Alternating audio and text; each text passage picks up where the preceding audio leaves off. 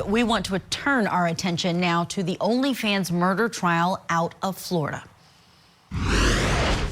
My name is Courtney Taylor, and I am about 8 days out from my first show, the NPC West Coast Classic.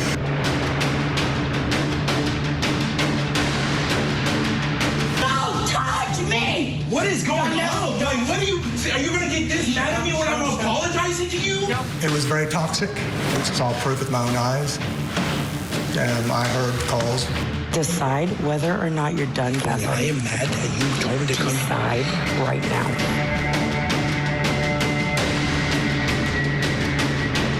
I can't feel my arm. What, ma'am? But my boyfriend is dying of a stab. Ma'am.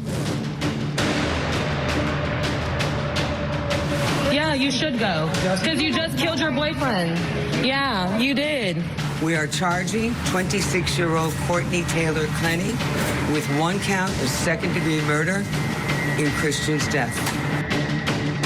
It's the case of self-defense or murder. That's what a jury will have to decide in this trial. The family of Christian Obumseli has filed a wrongful death suit against his former girlfriend and model, Courtney Clenney.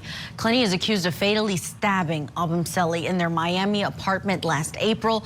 Now his family is seeking damages against Clenney and 4 other parties who are connected to the condo where they lived. We're so happy to have on the show right now to discuss this case in Fort Lauderdale, the lawyer who was representing the Obumseli family, Kimberly Wald. Kimberly, thank you so much for being on. This is a case that so many people are following, paying attention to. And I wanted to ask you, first of all, because there was a delay to charges in this case. Those 4 months or so before Courtney Clenney had to actually turn herself in and face charges for what happened in April, what was that like for the family? What were they going through during those 4 months of having lost Christian, but also feeling like there wasn't justice? Absolutely. During those 4 months, this family almost felt re-victimized. It was bad enough what happened to Christian in the first place, but having to live through that and knowing that the person who did this was not behind bars, that is the absolute worst kind of misery that a family can go through.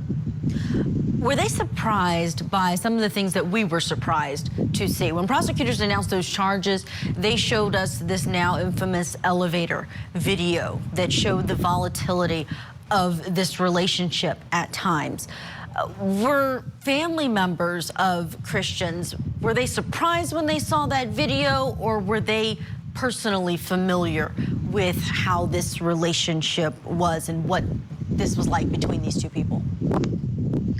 You know, unfortunately, the family was, Toby, in Christian's nature, he was not the person to ever be aggressive. He was this docile, gentle man. And they had started noticing a disconnect with Christian during the time that he was in a relationship with Miss Clenney. So when these videos and everything started coming out publicly, it was pretty obvious that she was the aggressor. She was the person being, extremely toxic, extremely volatile, when in those videos you see he was trying to put her off, trying to calm down the situation. And that didn't surprise the family. That's exactly the son that they know and that they raised. Did they know that her behavior was like this towards him that time, or is that something that he tried to hide or protect them from?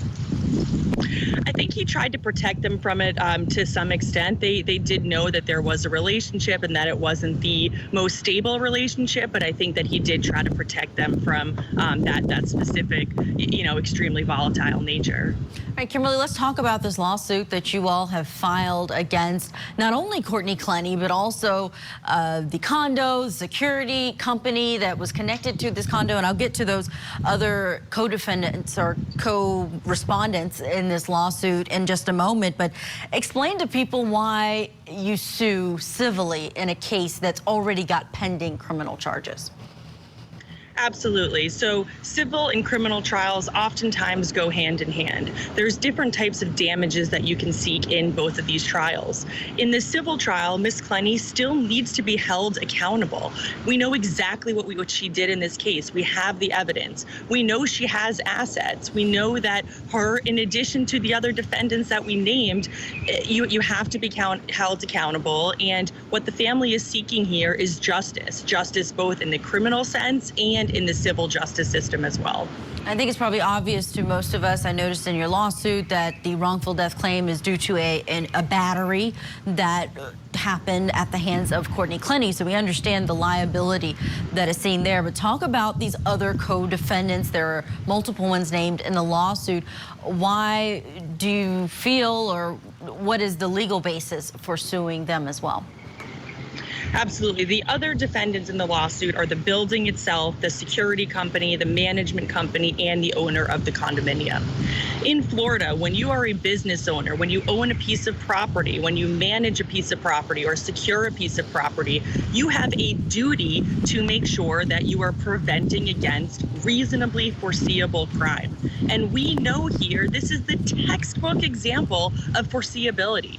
The property manager, the security company, the building, they had warning after warning after warning of this relationship, of Ms. Clenney's behavior, and they had an absolute duty to protect their residents and to protect Christian from this exact type of situation from occurring. Can you talk about those warnings and how the building would have been on notice? Exactly what type of warnings? Were they calls? Were they the sound of the arguments? Absolutely. The Miami-Dade Police Department responded to this particular unit 8 times in the 3 or 4 months leading up to this incident. When when there's warnings that these tenants are being so loud and so disruptive that your neighbors from floors above, floors below, neighbors from the building across the street, when all of these people are complaining about domestic disputes, domestic violence occurring in this particular unit, you have to do something. You can't just bury your head in the sand. You can't just completely ignore these warnings that are coming to your fingertips. And that's an interesting take. I'm sure many people may not even think of that when they know that there has been a domestic violence situation that happens inside of a building, that there may be additional liability, potential liability. Is it something that's common that you see succeeding in civil courts? Do they go to trial or usually settle? Or what's the landscape there in Florida for this particular type of civil lawsuit? So this is what our law firm has been handling for the past 25 years, is negligent security cases against property owners, against business owners. Because in Florida, again, they have a non-delegable duty. They have to protect any of their customers, any of their residents against reasonably foreseeable harm. And we have been successful. We have helped make buildings, make apartment complexes, make gas stations safer. And that's the mission of our law firm. That's the mission of our clients, such as this family, to make sure that the next time this building manager, the next time that security guard sees a situation like this, they actually do something to address it and to make sure that the next person isn't injured. I want to get your expertise as a Florida attorney. I know you're on the civil side, but I want to get your take on the actual case. But I do want to play a bit of sound that we have from the interrogation of Courtney Clenney by police. This would have been before those charges, early on after this stabbing of Christian Obumseli. Take a listen.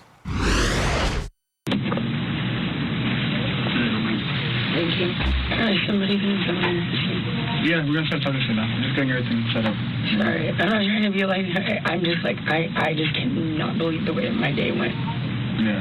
It's way worse than, I just really want to get to the hospital. Yeah, we'll talk to you now. I desperately want to get to the hospital. Right. I mean, either way, so you don't rush, you still won't be able to see him at this point, obviously. You still what? You wouldn't be able to see him at this point, so that way you don't have to, because you're still working, you're still taking care of him, it's a process, so they don't... I just want to be there when I can. So, yeah, once we'll talk about it, we'll talk about it, okay? Okay. Give me 1 second. Thank you.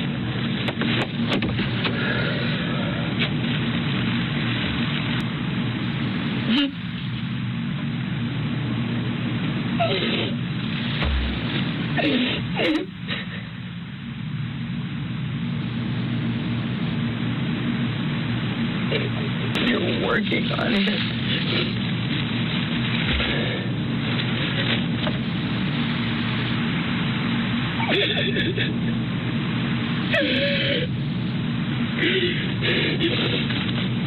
You're working on him.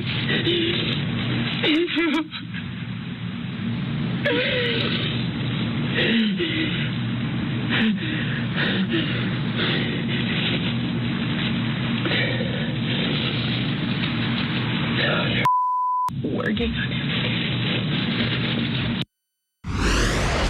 I do not think that this was. I don't know. I really don't know if this is justified at all. I actually don't know. Well, so I really don't know, because I know I was scared, but I really don't know. Kimberly, do you think there's anything that's going to be surprising that will come out in this trial if it does go to trial? You know, every trial, the more information you get, the more depositions, the more evidence that is uncovered, there's always going to be additional information that comes out, whether it's going to be surprising or not. At this point, there's already so much evidence against her, so much evidence against the other people that we sued in our lawsuit, the property management company. But like we said, every case, there's just mountains of evidence that continue to unfold as the case progresses. And I should clarify, I wanted to know what you think about the criminal trial that is pending in this case. Courtney Clenney claiming self-defense, the prosecution going after her for the murder charge. Do you think there'll be anything that Courtney Clenney brings up, or is the family confident that this will be a successful prosecution now that we are on this track to seeing whether or not she will be responsible criminally for Obumseli's death? Absolutely. The family is completely confident in the states and in the case here. There is no shadow of a doubt that Courtney was the aggressor. Christian was unfortunately a victim of domestic violence, and as the case progresses, the family has absolutely no questions whatsoever that this poor man, this gentle soul, was unfortunately taken advantage of, and we know what happened as a result of this very toxic and unstable woman. Kimberly Wald, I can't thank you enough for coming onto the show as our special guest, giving us all the details on this new information on a case that is really intriguing and tragic, all around the elements of domestic violence in it, and now a trial that is churning ahead, but I know not bringing back the loved one of your clients. But thank you again for being on.